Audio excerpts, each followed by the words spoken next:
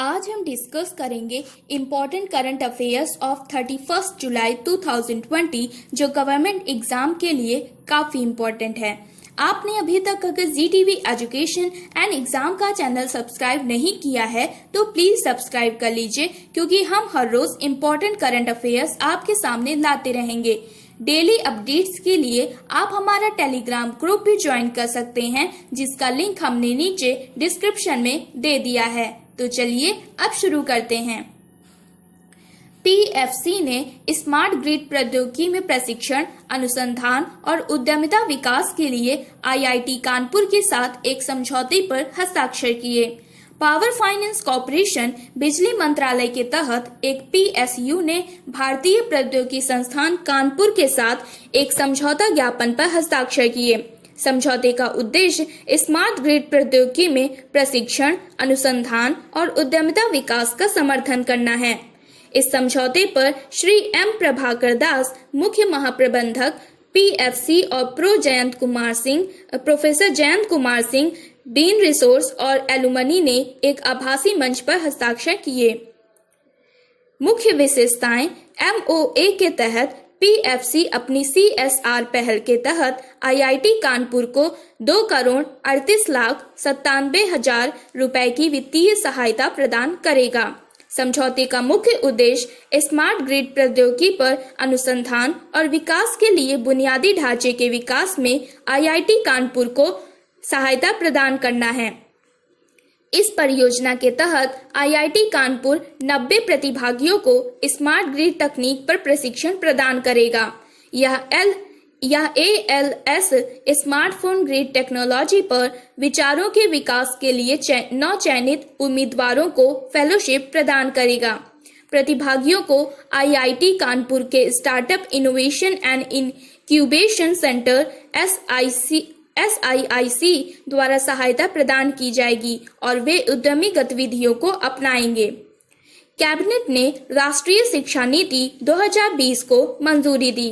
प्रधानमंत्री नरेंद्र मोदी के नेतृत्व में केंद्रीय मंत्रिमंडल ने 29 जुलाई को राष्ट्रीय शिक्षा नीति 2020 को मंजूरी दी। नीति का मुख्य उद्देश्य स्कूल और उच्च शिक्षा दोनों क्षेत्रों में बड़े पैमाने पर परिवर्तनकारी सुधार करना है। यह 21वीं सदी की पहली शिक्षा नीति है। राष्ट्रीय शिक्षा नीति 2020 शिक्षा 1986 को 34 वर्षीय राष्ट्रीय नीति की जगह लेगी।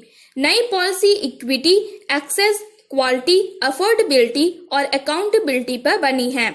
नीति सतत विकास के लिए 2030 एजेंडा के साथ संरेखण में है।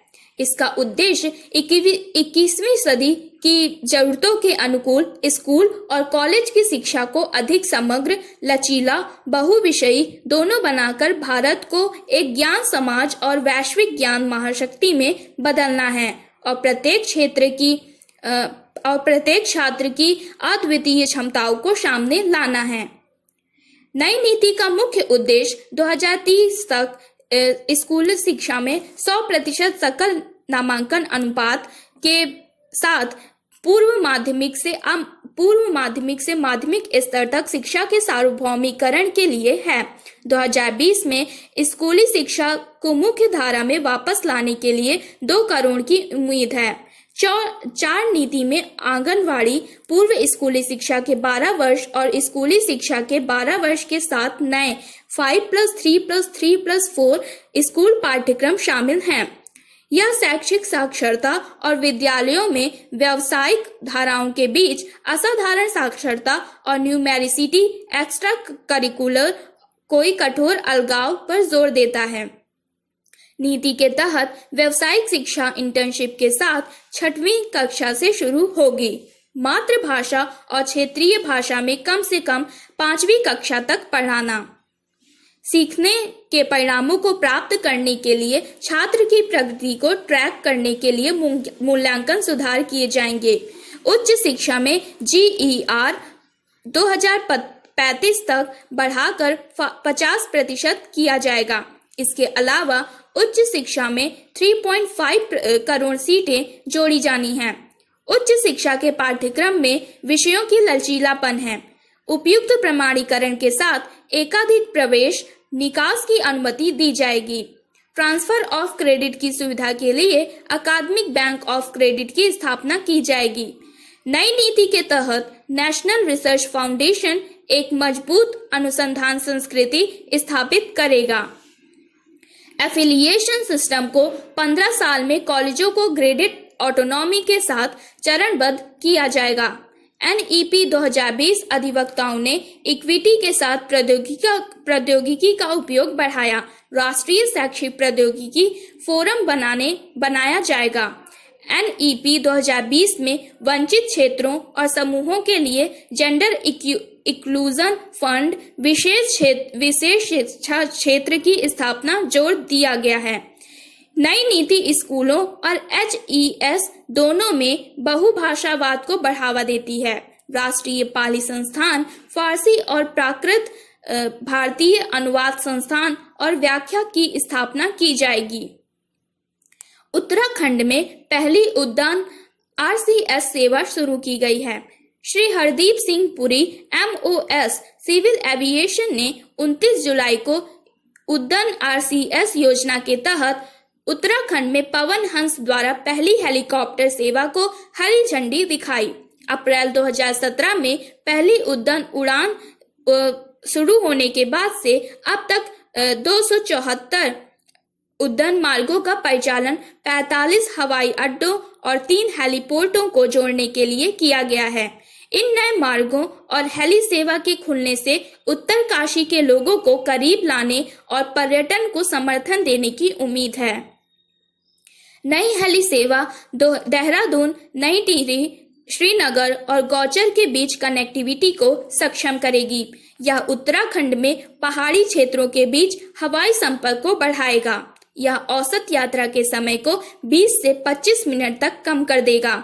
इस कदम से 4 धाम यात्रा तीर्थयात्रियों को सहायता मिलेगी।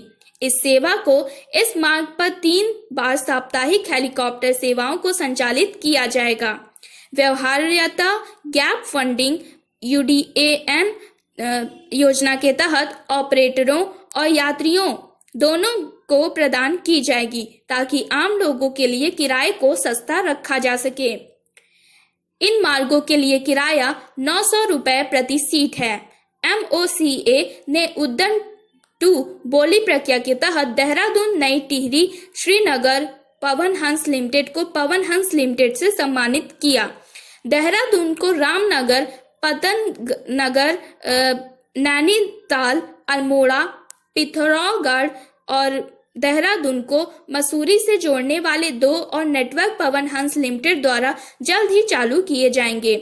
अब तक उड़ान के 3 राउंड पहले ही शुरू किए जा चुके हैं और 19 राज्यों और 2 UT में हवाई अड्डों को कवर करने वाली उड़ान उड़ानों में लगभग 50 लाख यात्रियों ने यात्रा की है। उड़ान के चौथे दौर की प्रक्रिया चल रही है। CSIR, UBA IIT दिल्ली और विभा ग्रामीण विकास के लिए CSIR टेक्नोलॉजी अपनाने के लिए एक त्रिपक्षीय समझौता ज्ञापन पर हस्ताक्षर करता है। 29 जुलाई 2020 को council of scientific and industrial research CSIR, Unnao Bharat अभियान, भारतीय प्रौद्योगिकी संस्थान दिल्ली और विजना भारती नई दिल्ली ने एक त्रिकोणीय समझौते ज्ञापन प्रदान करने के लिए हस्ताक्षर किए।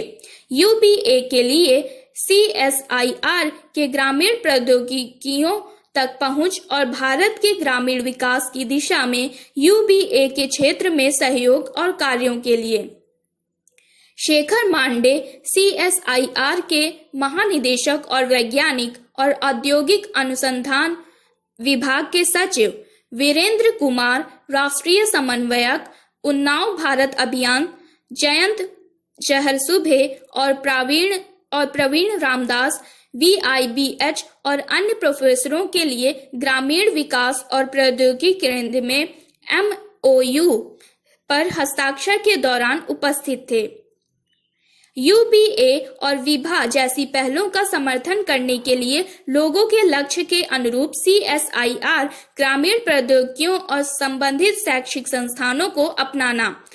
MOU की विशेषताएं: समझौता ज्ञापन CSIR, UBA IITD और VIBHA के सहयोग का समर्थन करने के लिए संयुक्त रूप से ग्रामीण विकास और UBA के उद्देश्यों के लिए काम करेगा।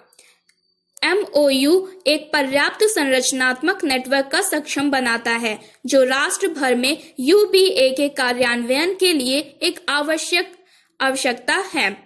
नेटवर्क संबंधित मंत्रालयों, जिला प्रशासन, स्थानीय पंचायत राज संस्थानों, स्वैच्छिक संगठनों और UBA के साथ भाग लेने वाले संस्थानों के बीच सहयोगपूर्ण तालमेल को प्राप्त करने के लिए भी आवश्यक है।